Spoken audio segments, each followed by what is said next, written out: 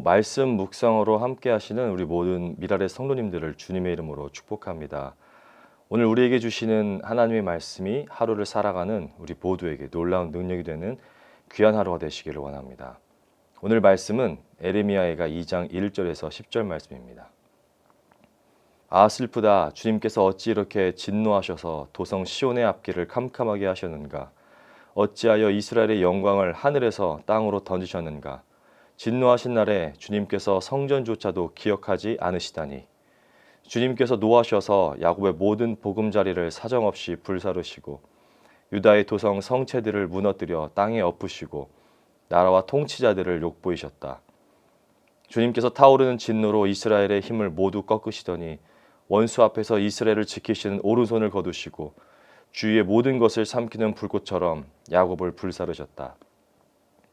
우리가 원수가 되는 것처럼 활을 당기시고 대적이나 되는 것처럼 오른손을 들고 나서시더니 보기에 건장한 사람을 다 죽이시고 도성 시온의 장막에 불같은 노여움을 쏟으셨다. 주님께서 이스라엘의 원수라도 되신 것처럼 그를 삼키시고 모든 궁을 삼키시고 성체를 부수시어 유다의 도성에 신음과 애통을 더하셨다. 주님께서는 성막을 들에 있는 원두막처럼 부수시고 회막도 그렇게 허무셨다. 주님께서 시온에서 명절과 안식일을 없애셨다. 진노하셔서 왕과 제사장을 멸시하셨다. 주님께서 당신의 제단도 버리시고 당신의 성소도 역겨워하셨다. 궁전 성벽을 원수들의 손에 넘기시니 그들이 주님의 성전에서 마치 잔칫날처럼 함성을 지른다. 주님께서 도성 시온의 성벽을 헐기로 작정하시고 다림줄을 내시고 성벽이 무너질 때까지 손을 떼지 않으셨다. 주님께서 망대와 성벽들을 통곡하게 하시며 한꺼번에 허무시니 성문들이 땅바닥으로 무너져 내렸다. 주님께서 빗장들을 꺾으셨다. 왕과 지도자들은 민족 가운데로 흩어지고 율법이 없어지고 예언자들도 주님께 계시를 받지 못한다. 도성 시온의 장로들은 땅에 주저앉아 할 말을 잃고 머리 위에 흙먼지를 뒤집어 쓰고 허리에 굵은 배를 둘렀다. 예루살렘의 처녀들은 땅의 머리를 떨군다. 오늘 말씀은 두 개로 나누어서 볼 수 있습니다. 1절부터 5절까지 그리고 6절에서 10절까지입니다. 1절에서 5절까지의 말씀은 하나님께서 하늘에서 땅으로 던지시는 하나님의 진노가 매우 강하게 묻어나고 있습니다. 죄는 하나님과 우리 사이를 갈라놓아 하나님과 우리로 하여금 원수가 되게 합니다. 그래서 에레미야의 저자는 1장에서의 비통한 감정을 2장에서 들어와서 슬프다라는 표현으로 애가를 시작합니다. 슬프다라는 단어의 원어는 아이고라는 뜻으로 슬픔을 나타내는 감탄사로 볼 수 있죠. 1장에서의 탄식과 그 비통함이 저자 자신을 향한 외침이었다면 2장에서의 그 탄식은 이제 하나님께 구체적으로 향해 있는 것을 볼 수 있습니다. 예루살렘에 내린 하나님의 진노가 어떤 결과로 나타나는지 아주 생생하게 기록되어 있죠. 하나님께서 예루살렘을 향해 내리신 그 분노는 성벽만 무너뜨린 게 아니었습니다. 하나님의 그 분노는 성벽뿐만 아니라 백성의 마음과 재단 그리고 리더십을 철저하게 무너뜨렸음을 볼 수가 있습니다. 이를 통해 우리는 우리의 삶을 지탱하는 믿음이 어디에 있었는지 역설적으로 확인해 볼 수 있습니다. 하나님의 분노는 가장 먼저 정치적, 군사적인 시스템을 붕괴로 나타납니다.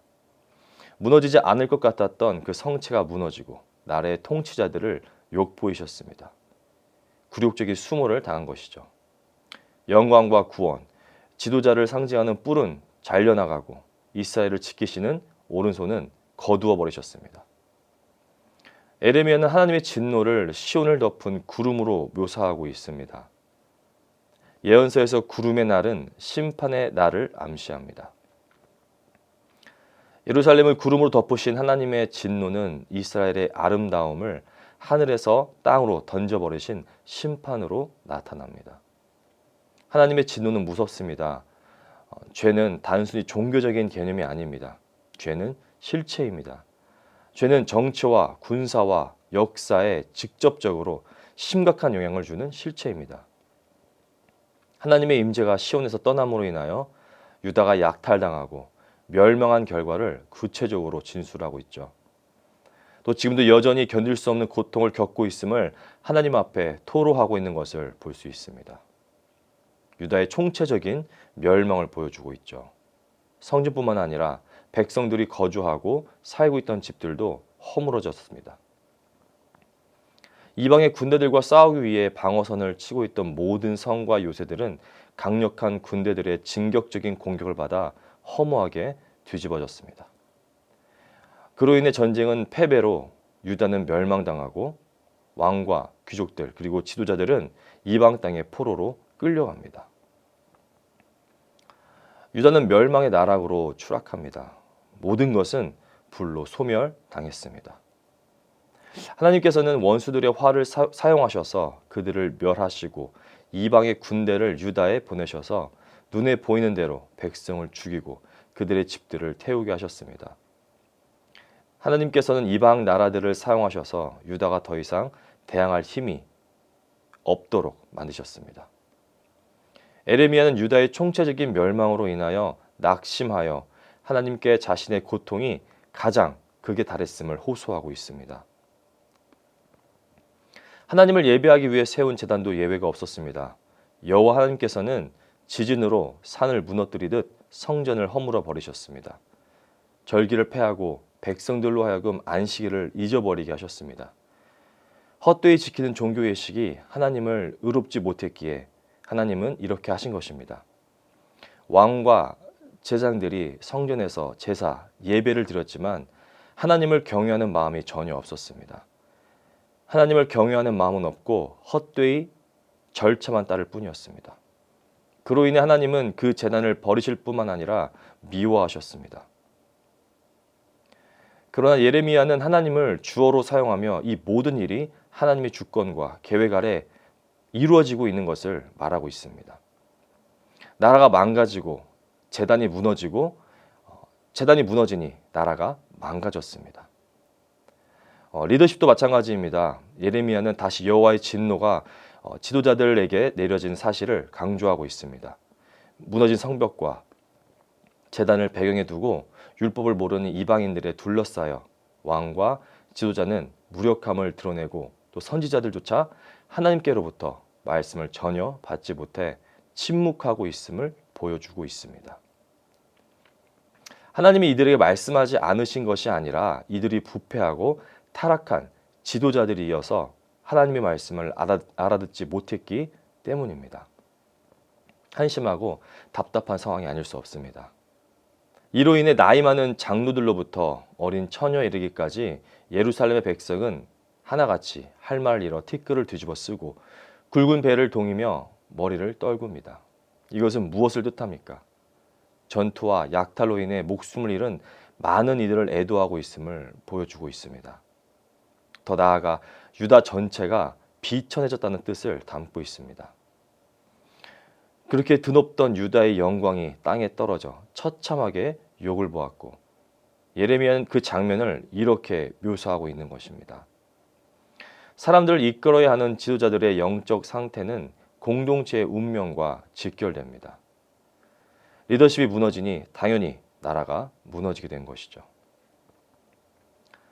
사랑하는 미랄의 성도 여러분, 오늘 말씀을 통하여 하나님께서는 무엇을 우리에게 말씀하고 계십니까? 우리의 죄악으로 인해 좌절할 수밖에 없는 나약한 존재인 우리가 하나님 앞에 어떻게 나아갈 수 있을까요?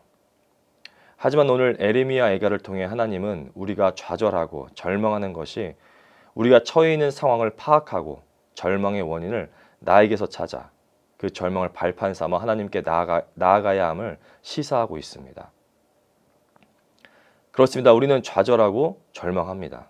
하지만 거기서 끝나는 것이 아니라 그 속에서 우리는 더욱 하나님을 찾고 하나님 앞에 나아갈 수 있다는 것입니다.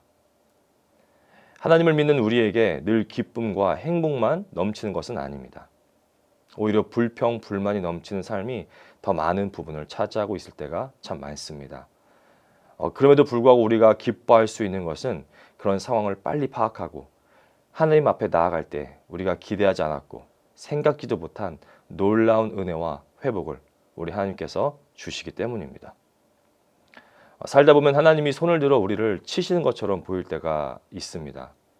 하지만 우리는 그 손을 바라보아야 합니다.